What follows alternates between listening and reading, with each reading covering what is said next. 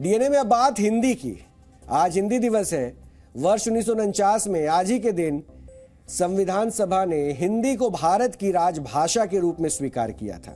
कई बार लोग राजभाषा और राष्ट्रभाषा को एक ही मान लेते हैं, लेकिन भारत के संविधान में राष्ट्रभाषा का कोई उल्लेख नहीं है और संविधान के अनुच्छेद 343 में लिखा है कि देश की राजभाषा हिंदी और लिपि देवनागरी होगी।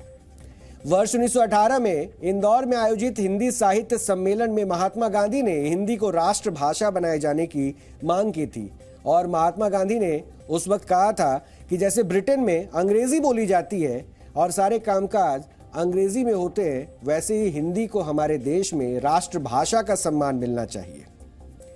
लेकिन महात्मा गांधी का यह सपना आज तक पूरा नहीं हुआ। हमारे देश से अंग्रेज तो चले गए, लेकिन अंग्रेजी भाषा कभी नहीं गई। हिंदी इस समय दुनिया की तीसरी सबसे ज्यादा बोली जाने वाली भाषा है और दुनिया भर में हिंदी बोलने वालों की संख्या लगभग 75 करोड़ है, लेकिन अभी भी हिंदी को वो दर्जा नहीं मिल सका है जिसकी वो हकदार है। भाषा सिर्फ अभिव्यक्ति का माध्यम नहीं है, सभ्यता, संस्कृति और परंपरा की मार्गदर्शक भी ये होती है। हिंदी एक ऐसी भाषा है जो हजारों वर्षों के बाद विकसित हुई और इसने हर दौर के मुताबिक खुद को बदला भी है। हिंदी को संस्कृत भाषा का आसान रूप माना जाता है। सनातन धर्म में ऋग्वेद से लिखित भाषा की शुरुआत मानी जाती है और यह भाषा संस्कृत थी और ये बात 1500 ईसा पूर्व की है। महाकाव्य रामायण और महाभारत भी 1000 ईसा पूर्व संस्कृत भाषा में लिखे गए थे। संस्कृत का विस्तार और प्रभाव समय के साथ बढ़ा जरूर, लेकिन 500 ईसा पूर्व अपभ्रंश की शुरुआत हुई, जिसका अर्थ था संस्कृत भाषा का एक और सरल रूप। 10वीं शताब्दी में हिंदी की पहली रचना खुमान रासो ने आकार लिया, जिसमें चित्तौड़ के राजा रावल खुमान की कहानी थी। इसके बाद 13वीं शताब्दी में हिंदी खड़ी बोली के पहले लोकप्रिय कवि आमिर खुसरो ने फारसी और हिंदी में कई पहेलियां और गीत भी लिखे, लेकिन 18वीं शताब्दी में भारतेंदु हरिश्चंद्र ने उस हिंदी भाषा की नींव रखी जो आज हम लिखते और बोलते हैं। इसके लिए उन्हें आधुनिक हिंदी साहित्य का पितामह भी कहा गया और वर्ष 1900 से आज की हिंदी भाषा के इस्तेमाल का चलन बढ़ा और जितने भी बड़े स्वतंत्रता आंदोलन हुए उन्हें इसी भाषा ने आवाज दी।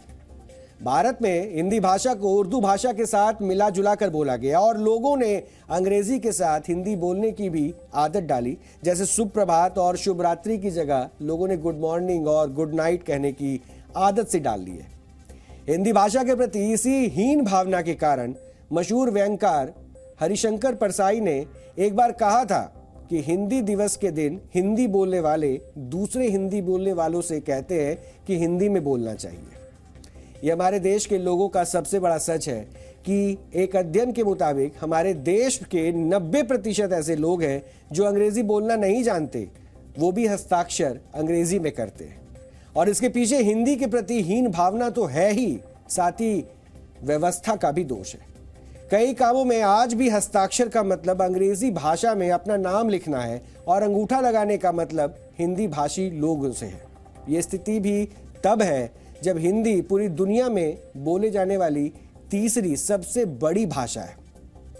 पहले स्थान पर अंग्रेजी भाषा है जिसे दुनिया भर में 135 करोड़ लोग बोलते हैं।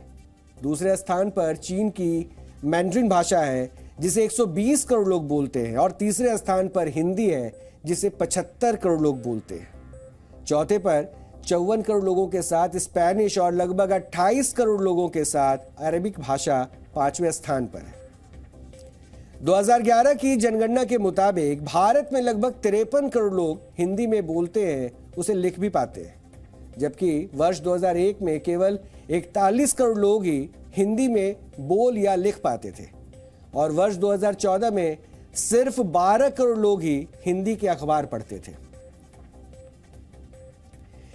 ये आंकड़े हिंदी भाषा के उज्जवल भविष्य का संकेत है और समय समय पर हिंदी ने अंतर्राष्ट्रीय मंच पर भी अपनी पहचान बनाई और हिंदी के कई शब्दों को ऑक्सफोर्ड ने अपनी डिक्शनरी में शामिल किया है।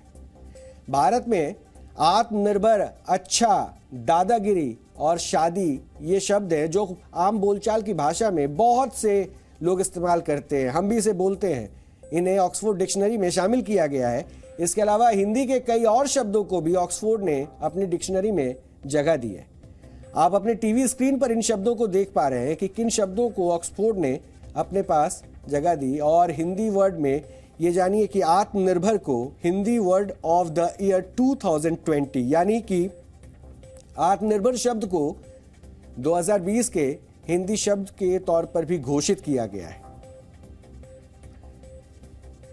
यानी ये आंकड़े हिंदी की प्रगति को दर्शाते हैं, लेकिन यह भी सच है कि भारत में हिंदी करोड़ों लोगों की मातृभाषा तो है, लेकिन अभी इसकी मौजूदा स्थिति मात्र एक भाषा की है।